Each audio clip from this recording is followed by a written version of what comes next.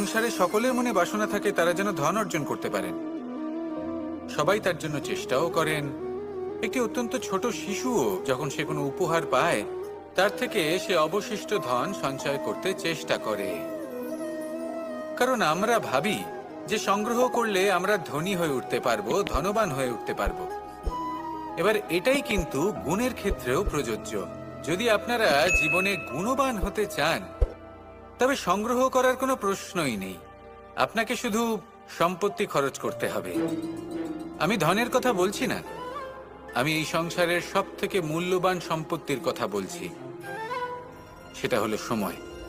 গুণবান হওয়ার জন্য আপনাকে শুধু সময় খরচ করতে হবে, অর্থাৎ প্রত্যেক মুহূর্তে সদ্ব্যবহার করতে হবে, আর তাও উচিত প্রকারে। তখন সেই অধিকারের সাথে কর্তব্য জুড়ে যায়। এবার নারীর অনেক অধিকারের মধ্যে, তাহলে আপনা থেকেই গুণবান হয়ে উঠবেন। আর একবার যদি গুণবান হয়ে উঠতে পারেন তাহলে ধনবানও হতে বেশি করুন, সময়ের সদ্ব্যবহার করুন, আর আমার সাথে ভালোবেসে বলুন রাধা রাধা। অধিকার এটা না কোনো সাধারণ শব্দ, না কোনো ব্যবসা, নিজেই একটা অদ্ভুত ব্যাপার এই অধিকার। স্বয়ং ঈশ্বর মানুষকে জীবন বাঁচার অধিকার দিয়েছেন, কিন্তু যখন কোনো নারীর অধিকারের প্রশ্ন আসে তখন সেই অধিকারের সাথে কর্তব্য জুড়ে যায়। এবার নারীর অনেক অধিকারের মধ্যে একটা অধিকার হলো নিজের স্বামী নির্বাচন করা। নির্বাচন করা কে হবে তার অর্ধাঙ্গ, এমন একজন ব্যক্তি নির্বাচন করা যিনি নিজের সাথে, নিজের স্ত্রীর সাথে, সমগ্র পরিবারের সাথে এই সমগ্র সমাজের পরিস্থিতিকে উন্নত করতে পারেন। তাহলে ভাবুন, নিজের জন্য স্বামী বেছে নেওয়া কত বড় অধিকার, আর যোগ্য স্বামী বাছা তার থেকেও বড় কর্তব্য। তাই নারীর অধিকারের সাথে যখন কর্তব্য শব্দ জুড়ে যায়, অধিকার নামক শব্দের মাহাত্ম্য আরো বেড়ে যায়। আপনিও নিজের জীবনে নিজের অধিকারের সাথে কর্তব্যকে জুড়ে দেখুন। যদি এরকম করেন তাহলে সমস্ত স্বপ্ন পূর্ণ হবে, আর মন প্রসন্ন হয়ে বলবে রাধা রাধা। কর্ম কর্ম সর্বদাই শান্ত মনে করুন। ভিতের সেই ইটের মতো করুন যে শান্তভাবে 7 হাত গভীরে অবস্থান করে। সবার চোখ যায় শিখরের সেই পতাকার দিকে, কিন্তু শিখরে থাকা সেই পতাকা প্রতীক হলো ভিতের মধ্যে থাকা সেই ইটের শক্তির, যে শান্ত মনে নিজের কাজ করে গেছে। তাই এইভাবেই নিজের কর্ম করুন শান্ত মনে, সন্তোষ ভাব নিয়ে। কলরব যা করার তা আপনার সাফল্যকে করতে দিন, কারণ যখন সাফল্যের এই জয় জয়কার চারিদিকে ছড়িয়ে পড়ে তখন কর্মের এই মৌনতা আরো শক্তিশালী হয়ে ওঠে।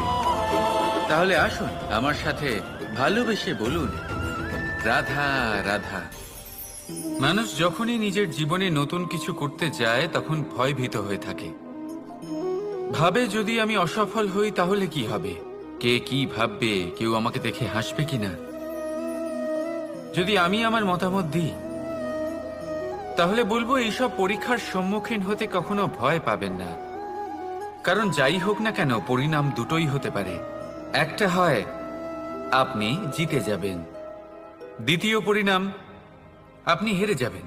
খুব সোজা, যদি জিততে পারেন আপনি সবাইকে নেতৃত্ব দিতে পারবেন, কিন্তু যদি আপনি হেরে যান তাহলে আপনার কাছে সেই অভিজ্ঞতা থাকবে যা দিয়ে আপনি আগামী প্রজন্মের পথপ্রদর্শক হবেন।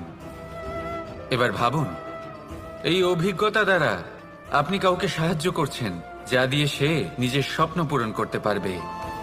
খুব পুণ্যের বিষয় এটা। একটা সহজ কথা জেনে রাখুন, জয় হোক বা পরাজয় দুটো একই দিকে নিয়ে যায়, আর সেটা হলো জয়ের দিকে।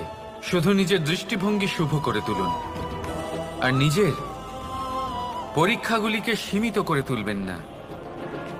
নিজের এই সীমাগুলিকে আহ্বান জানান, নিজের ব্যক্তিত্বকে বিশাল করে তুলুন, শক্তিশালী করে তুলুন, আর আমার সাথে ভালোবেসে বলুন রাধা রাধা।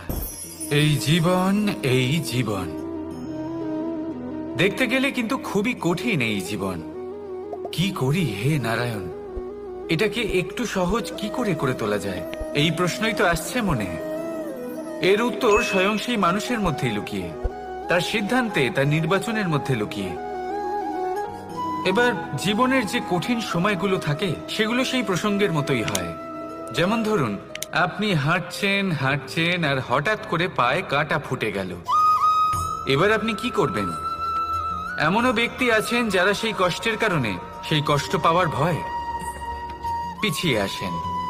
এমনও কিছু ব্যক্তি থাকেন যারা সেই আঘাতে নিরাময় করার জন্য সময় নষ্ট করবেন, কতটা জানি না। এমনও কিছু ব্যক্তি থাকতে পারেন যিনি হয়তো সেই কাঁটাকে তুলে নিয়ে তার ব্যবহার গজালের মতো করবেন, তাকে দেওয়ালে পুঁতে একটা সুন্দর ছবি লাগাবেন, যাতে সেই দেওয়াল আরো সুন্দর দেখতে মনে হয়। এটাই জীবনের সাথেও হতে পারে। এবার দেখুন, জীবন হলো কঠিন নাকি অত্যন্ত কঠিন সেটা গুরুত্বপূর্ণ নয়, সেটাকে সরল করার জন্য আপনি কি করছেন সেটা গুরুত্বপূর্ণ। জেনে রাখুন, আমরা সবাই মরণশীল, আমাদের সবার মৃত্যু হবে, প্রত্যেককেই এক না একদিন অবশ্যই মরতে হবে। এবার যখন সেটা হতেই চলেছে, তাহলে ভয় কেন পাবো, চিন্তা কেন করব? দুশ্চিন্তা করলে কি এর সমাধান হয়ে যাবে? কখনোই নয়। যা প্রারব্ধ তা হবেই। তাই জীবন এই কিছুক্ষণ আপনাকে বাঁচার জন্য দিয়েছে, তা বাঁচতে শুরু করে দিন।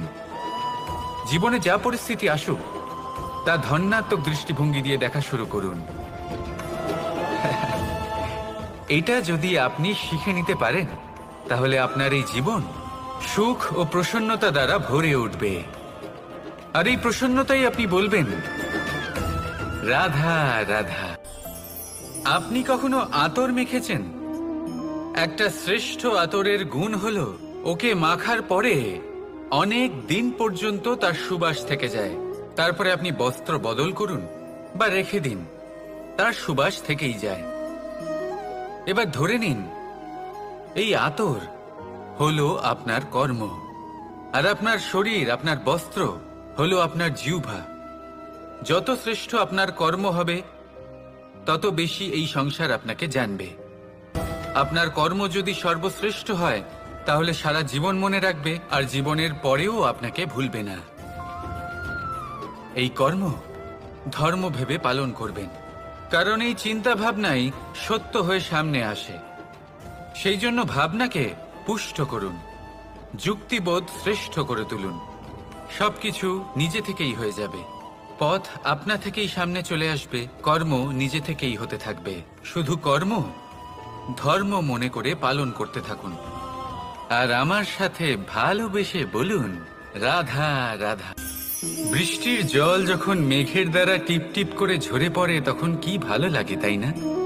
শুধু যে এই আবহাওয়া ভালো করে তুলে তাই নয়, এই মাটিতে সমাহিত হয়ে একটা অত্যন্ত সুন্দর গন্ধ উৎপন্ন করে। এই লতাপাতা, এই বৃক্ষ এদের জীবন দান করে, এদের পুষ্ট করে তোলে, আর তার সাথে অনেক জীবের কল্যাণ করে। কিন্তু ভাবুন, যখন বজ্রপাত হয় তখন কি হয়? এই সমস্ত জলের ফোঁটা অনিয়ন্ত্রিত হয়ে যায়, একটা ভয়ানক বন্যার রূপ নিয়ে নেয়, যা শুধুমাত্র মহাবিনাশ করে। এর সারমর্ম কি? এর সারমর্ম হলো কর্ম করুন, কিন্তু তার নিয়ন্ত্রণ রেখে। যদি আপনি নিয়ন্ত্রণে না থাকেন, তাহলে আপনিও জীবনরূপী এই বর্ষার পরিবর্তে ভয়ানক বন্যার রূপ ধারণ করবেন।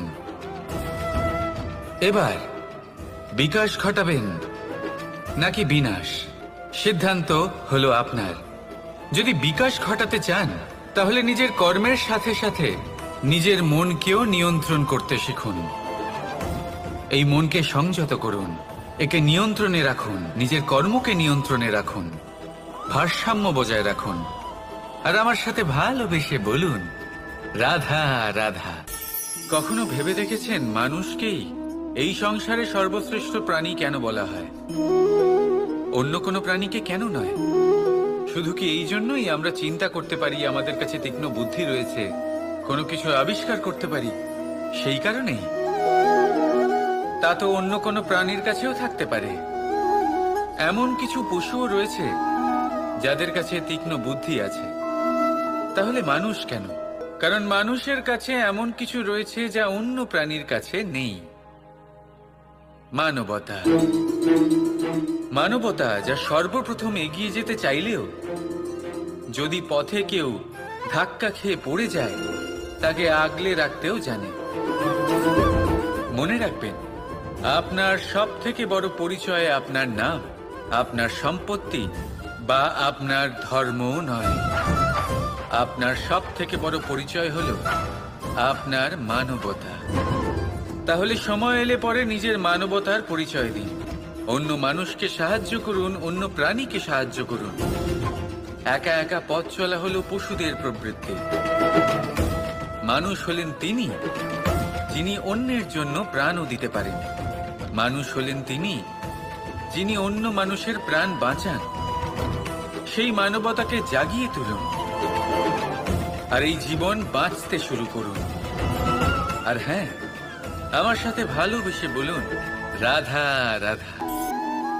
কেউ বলবেন মাতা, কেউ বলবেন পিতা, কেউ বলবেন ভাই বোন, দুঃখে পাশে থাকেন। তারা যারা বিপদের সময় আপনার পাশে এসে দাঁড়ান। এবার দেখুন, একটা প্রশ্ন করব আপনাদের, সব থেকে ঘনিষ্ঠ, আবশ্যক এবং গুরুত্বপূর্ণ আত্মীয় কারা, বিশেষ করে বিপদের সময়? কেউ বলবেন মাতা, কেউ বলবেন পিতা, কেউ বলবেন ভাই বোন, ইত্যাদি ইত্যাদি। এবার ভাবুন, আপনি বড় হয়ে গেছেন, আপনি বাড়ি থেকে দূরে চলে গেছেন। পেট ভরানোর জন্য আপনাকে প্রত্যেকদিন চেষ্টা করতে হয়। এমন সময় যদি আপনার জীবনে বিপদ এসে পড়ে, তাহলে কখন আপনার খবর ওনাদের কাছে পৌঁছবে? কতক্ষণে ওনারা সাহায্য করতে আসতে পারবেন? এরকম এক সময় সব থেকে গুরুত্বপূর্ণ আত্মীয় হন আপনার প্রতিবেশী, কারণ তারাই সেই মুহূর্তে আপনার সব থেকে কাছে। আপনি কখনো পরীক্ষা করে দেখবেন, আপনার তার সাথে লক্ষ্য মতভেদ থাকলেও প্রতিবেশীকে কষ্টের মধ্যে দেখে সবার আগে সাহায্য করতে তারাই এগিয়ে আসেন। তাই প্রতিবেশীর সাথে সম্পর্ক ভালো রাখুন, শুধুমাত্র স্বার্থের জন্য নয়। এটা হলো শান্তিরও আধার। যদি এই সম্পর্ক ভালো থাকে, তাহলে না কথায় কথায় বিবাদ হবে, না মতান্তর। আর এই সুখী সম্পর্কের ছায়ায় মন প্রসন্ন হয়ে বলবে, রাধা রাধা। যখন একজন ভক্ত এবং তার ভগবান এক আকার ধারণ করেন, যখন একজন ভক্ত নিজের ভগবানের প্রতি, নিজের জীবনের লক্ষ্যের প্রতি সম্পূর্ণরূপে সমর্পিত হয়ে যান, তখন জন্মগ্রহণ করে ভক্তি। আর তখন সংসারের সমস্ত আশা তিনি ত্যাগ করতে পারেন। সমস্ত আশা শেষ হতে পারে, কিন্তু মানুষের সঙ্গ ভক্তি কখনো ত্যাগ করে না। যখন ভক্ত ও ভগবান এক আকার ধারণ করেন, এক হয়ে যান, তখন রথী এবং সারথীর মধ্যে কোনো পার্থক্য থাকে না। তারাও এক হয়ে যান। একটাই ব্যক্তিত্ব, একটাই অস্তিত্ব। আর সেই জন্যই কখনো কখনো রথীর আদেশ ছাড়াই সারথী রথ চালিয়ে দেন, আবার কখনো সারথীর পরামর্শ ছাড়াই রথী আক্রমণ করে ফেলেন। এ তো শুধুমাত্র আরও একটা গুণ সেই সারথীর মধ্যে, যিনি ধর্ম স্থাপনার মহান কাজে আমার সারথী হতে চলেছেন। তাহলে আসুন আমার সাথে ভালোবেসে বলুন, রাধা রাধা। কর্ম এবং ফল। মানুষের স্বভাব হলো এটাই যে তিনি নিজের প্রত্যেক পরিশ্রমের প্রতিফল প্রার্থনা করেন। বেশিরভাগ সময় এই ফলাফলের চিন্তা করতে করতে, কল্পনা করতে করতে উনি কর্ম করতে থাকেন, যে আমি এই কাজটা করলে এই ফল পাবো। সেই সব কল্পনা করতে থাকেন যা না তার হাতে আছে, না আছে অধিকার, আর না আছে নিয়ন্ত্রণ। উনি শুধু নিজের কর্ম করতে পারেন। উনি কি ফল পাবেন তা তার হাতে কখনোই নেই। তাই আপনিও শুধুমাত্র কর্ম করতে থাকুন, ফলের চিন্তা করবেন না। মনে রাখবেন, শিকড় এবং শাখা যেভাবে একে অপরের সাথে জড়িয়ে, সেইভাবেই একে অপরের সাথে জড়িয়ে কর্ম এবং ফল। যেরকম কর্ম আপনি করবেন, সেরকম ফল আপনি অবশ্যই পাবেন। তাই এই ফলের আশায় কর্মের সময় কখনোই নষ্ট করবেন না, কারণ যে ব্যক্তি সময় নষ্ট করেন, সময় সেই ব্যক্তিকে অবশ্যই নষ্ট করে দেয়। কর্ম করুন নিঃস্বার্থভাবে, ফলের চিন্তা করবেন না। আর আমার সাথে ভালোবেসে বলুন, রাধা রাধা। পরিবর্তন এই সংসারের শাশ্বত নিয়ম। কোনো রাজা নেই যিনি চিরকাল রাজা থাকেন, কোনো ধনী ব্যক্তি নেই যিনি চিরকাল ধনী থাকবেন। এই সংসারে সূর্যের স্থান নেওয়ার জন্য চন্দ্রিমার আগমন ঘটে। কোন স্থান যাকে পতিত বলা হয়েছিল সেখানে মহল তৈরি হয়েছে, কোন স্থান যাকে আজ মলিন বলা হয়েছে কাল সেখানে মন্দিরও স্থাপন হতে পারে। কোনো ঋতু চিরকালের জন্য থাকে না, কখনো সময় চিরকাল একরকম থাকে না। আজ যে আপনার কাছে রয়েছে কাল অন্য কারোর ছিল, আজ যে আপনার কাছে রয়েছে কাল তা অন্য কারোর কাছে চলে যাবে। আপনার সাথে কিছু থাকলে তা হলো আপনার কর্ম, কিন্তু সেই কর্মের পরিণামও আপনার নয়। আপনি শুধু কর্ম করুন, বাকি সবকিছুই পরিবর্তনশীল। কিন্তু সেই পরিবর্তনকে দেখে ভয় পাওয়ার প্রয়োজন নেই, তাকে স্বাগত জানান। যদি আপনি হাসি মুখে সেই পরিবর্তনকে স্বাগত জানান, তাহলে এই পরিবর্তনও হাসি মুখে আপনার সাথে থাকবে। আসুন আমার সাথে ভালোবেসে বলুন, রাধা রাধা। সঞ্চয়। মানুষের যখন থেকে বোধবুদ্ধি হয় সঞ্চয় করতে আরম্ভ করে দেন।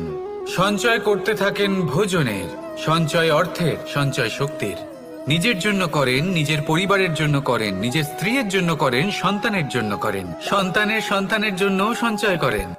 সঞ্চয় করার জন্য ওনার কাছে অনেক কারণ রয়েছে, কারণ উনি এটা ভাবেন যে এই সঞ্চিত শক্তির জন্য কেউ ওনার কোনো ক্ষতি করতে পারবে না। মানুষ ভুলে যান একটা গুরুত্বপূর্ণ কথা, এই সত্য, উনি এই সংসারে খালি হাতেই এসেছিলেন আর এখান থেকে ওনাকে খালি হাতেই যেতে হবে। যা এখানকার তা এখানেই থেকে যাবে। আর যদি কিছু ওনার সাথে যায় তা হলো ওনার কর্ম, আর কিচ্ছু নয়। তাই যদি কিছু অর্জন করতে চান তাহলে শুভ কর্ম অর্জন করুন, আত্মশক্তি অর্জন করুন, কারণ পরলোকে এটাই হবে আপনার সম্পত্তি। তাহলে কি এটা আপনি অর্জন করতে চান না? আসুন আর আমার সাথে ভালোবেসে বলুন, রাধা রাধা। সদিচ্ছা। দেখতে গেলে 3 অক্ষরে তৈরি এই শব্দ, কিন্তু সমস্ত ত্রিলোক তার উপরেই আধারিত। আপনি এই সংসারে এসেছেন, তখন অবশ্যই শ্বাস নেবেন, কিন্তু তার বদলে আপনাকে কিছু তো দিতেই হবে। আপনার উপর নির্ভর করছে আপনি কি দেবেন। কি দেবেন এই সংসারকে, এই সমাজকে, নিজের পরিবারকে, আর তার বদলে কি নেবেন? যশ নাকি অপযশ? দেখুন, এক ছিল রাবণ, যে কিনা সমুদ্র পার করলো সীতাকে অপহরণ করার জন্য, আর এক ছিলেন রামচন্দ্র, যিনি সমুদ্র পার করেছিলেন, সেতু বানিয়ে গিয়েছিলেন সীতাকে ফিরিয়ে নিয়ে আসার জন্য। দুজনেই সমুদ্র পার করেছিলেন, শুধু পার্থক্য ছিল সদিচ্ছাকে বোঝার, লক্ষ্যের। অনেক মানুষের যাত্রা একরকম হতেই পারে, কিন্তু আনন্দ তখনই লাভ করবেন যখন লক্ষ্য শুভ হবে, মহান হবে। এই লক্ষ্য দিয়ে এই সংসারের কল্যাণ হবে এবং মানুষের সম্মান হবে। যদি আপনার সংকল্প উচিত হয় তাহলে আপনার লক্ষ্য উচিতই হবে, নয়তো শুধুমাত্র বিনাশ হবে। আর উচিত এটাই হবে যে বিনাশের হাত থেকে যেন নিজেকে বাঁচানো যায়, কি বলেন? তাই জীবনে যে লক্ষ্য স্থির করছেন মনে রাখবেন তা যেন শুভ লক্ষ্য হয়। যদি এরকম হয় তাহলে আপনার যাত্রা, আপনার জীবন দুটোই শুভময় হবে। আসুন আর আমার সাথে ভালোবেসে বলুন, রাধা রাধা।